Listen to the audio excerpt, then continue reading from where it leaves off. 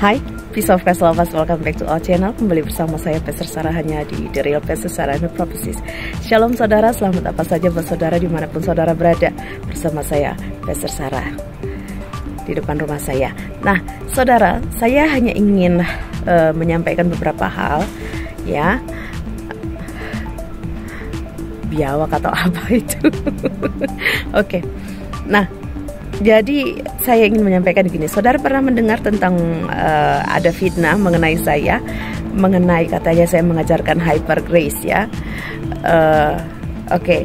Nah, setahu saya tentang hyper grace itu yang mengatakan bahwa kalau sekali selamat pasti selamat ya. Jadi orang bebas melakukan dosa ya. Pertanyaannya adalah sejak kapan saya mengajarkan hal itu saudara. Nah, oke, nanti saya lanjutkan. Jadi saya jadinya mengkepoin ya, ini seperti apa sih sebenarnya hyper grace. Jujur saya kurang begitu memahami banget seperti apa konsep-konsep mereka. Yang setahu saya sih hyper grace ya segala sesuatunya katanya kasih karunia, orang pasti diselamatkan, sekali selamat pasti selamat gitu ya, karena Yesus katanya sudah mati bagi manusia gitu. Jadi menurut mereka ya sekali diselamatkan gitu ya oleh kasih karunia Tuhan. Jadi semua mereka bebas berbuat dosa, itu yang setahu saya. Tapi itu pun nanti kita jelaskan ya. Ya maafkan saya kalau kurang begitu memahami itu, sampai saya harus membaca ini karena saya memang nggak tahu dan saya juga nggak pernah mengajarkan itu ya. Oke, kita perhatikan di sini. Nah, sesuai dengan namanya hyper grace adalah gelombang baru pengajaran yang menekankan kasih karunia yang berlebihan atau overdosis. Pengajaran ini menekankan kasih karunia Tuhan, namun mengesampingkan ajaran penting lainnya seperti pertobatan dan pengakuan dosa. Pengajar hyper grace menekankan bahwa semua dosa masa lalu, sekarang, dan masa depan sudah diampuni selesai di kayu salib. Lihat ya, dosa masa lalu, sekarang, dan masa depan. Sehingga tidak perlu lagi untuk bertobat dan mengakuinya. Kasih karunia membuat seseorang hidup tidak lagi di bawah hukum Taurat. Oleh karena itu ajaran hyper grace menganggap perjanjian lama dan 10 perintah Tuhan adalah hal yang tidak relevan untuk orang-orang percaya perjanjian baru dan bla bla bla ya. Mereka mencap orang-orang yang belum menerima reformasi kasih karunia ini atau menolaknya sebagai orang-orang legalitas yang masih terikat hukum, orang-orang Farisi modern pembenci kasih karunia. Oke. Nah, tadi saudara udah dengar ya. Nanti kalau saudara ingin tahu lagi, baca aja sendiri ya. Itu ada tulisannya banyak tentang itu hyper grace.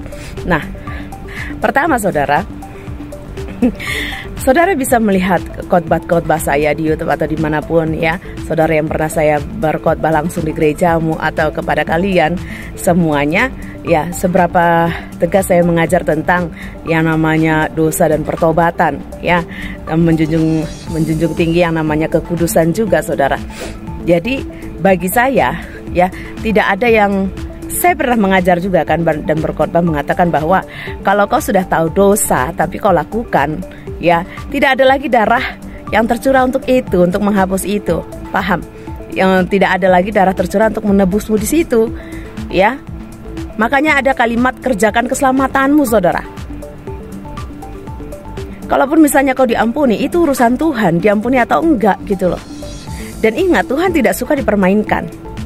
Makanya ketika ada orang-orang RT 6 mengatakan dan menghujat tentang ayat Alkitab yang mengatakan sekali udah disalib ya, Yesus itu lalu dosanya kita semua diampuni, lalu semua orang Kristen bisa berbuat dosa. Enggak, saya nggak pernah mengajar begitu. Makanya saya membantah habis-habisan tentang mereka. Tapi ketika seorang Kezia Sembiring ya, si pelacur online ini saudara, onte online ini memfitnah saya sangat habis-habisan, bahkan tulang saya Samuel Zian tentang hyper grace. Kita nggak pernah mengajarkan tentang hal ini saudara ya. Ajaran kita, khotbah kita nggak pernah tentang hyper grace.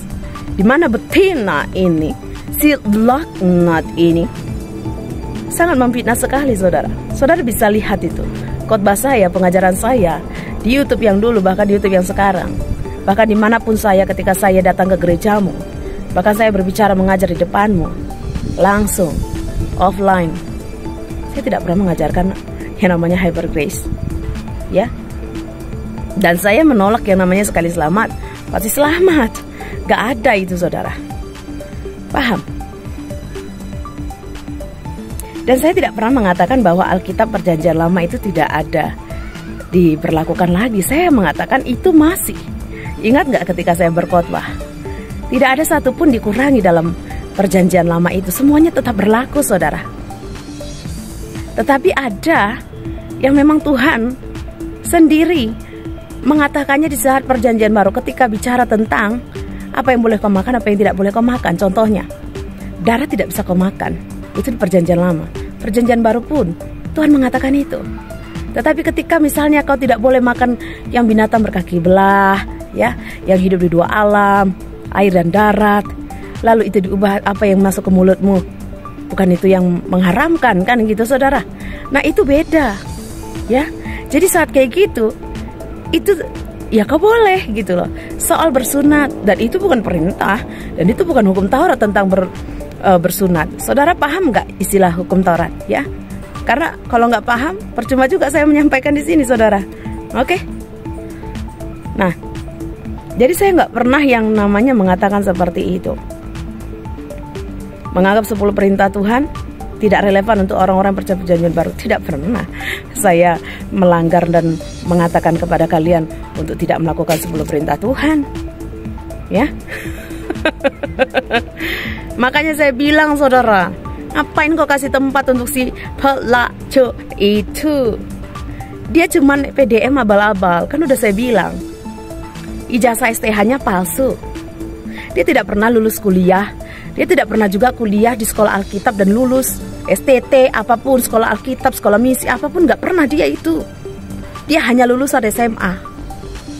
Hanya kok orang-orang tolol, bego, dungu, yang memberikan dia ranah, kesempatan, ruang untuk dia muncul di gereja-gerejamu. Apa kapasitasnya sampai dia bisa bicara di gerejamu, di balik mimbarmu? Hidup kudus tidak ada, cabul iya. Dia itu pelacur online, saudara.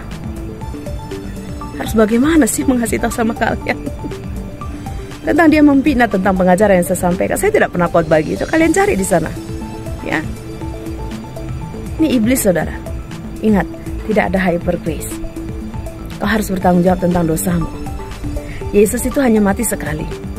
Jadi ketika kau belum mengenal Kristus dan kau kembali kepada Dia, datang kepada Dia, dosamu dihapuskan kalau kau datang sungguh-sungguh bertobat. Bertobat artinya kau meninggalkan jalanmu yang lama dan kau berbalik 180 derajat. Berbalik. Jadi dari sini langsung begini, saudara. Berbalik 180 derajat. Kau tidak lagi hidup di dalam itu. Kalau kau masih melakukan itu, tidak ada lagi darah yang tercurah untuk menghapus itu. Kau ingat itu. Semuanya harus kau pertanggungjawabkan. Ingat, berkali-kali saya bilang, Tuhan itu tidak suka dipermainkan. Emangnya kau pikir dengan kau melakukan doa terus langsung dosamu diampuni ketika kau terus melakukan dosa? Kau tahu dosa tapi kau masih lakukan dan mengharapkan kau pengampunan? Jangan harap, saudara. Tuhan Yesus tidak suka dipermainkan. Dan saya tidak pernah mengajarkan tentang hyper grace. Ini betina, tukang fitnah. Tapi urusanmu, kamu percaya dia atau tidak, saya sangat tidak peduli. Ya, ini dari saya, Pastor Sarah. Tuhan Yesus memberkati.